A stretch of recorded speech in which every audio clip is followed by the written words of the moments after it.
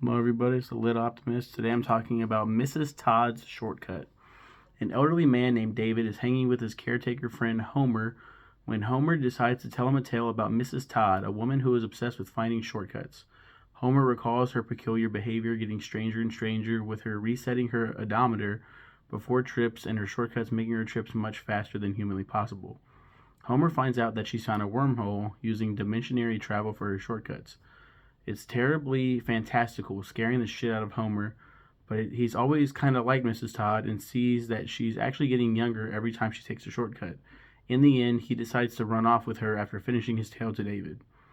Um, Beautiful ending to a creepy story. God bless you, Stephen King. Thanks go to Natalie Titus for requesting the short story. Yeah, I found this one fascinating because I was like, what's going on? Like, what's gonna happen?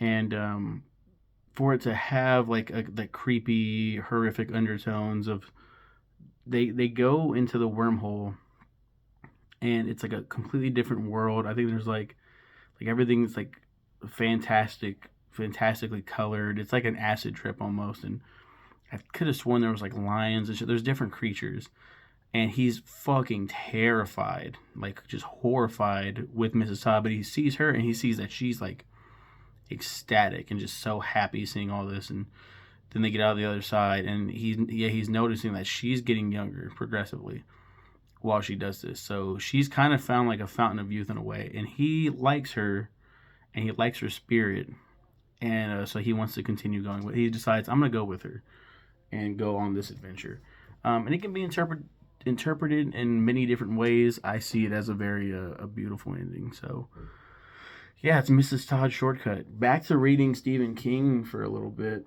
Not in real life. In real life, I'm still stuck with boring ass H.P. Lovecraft.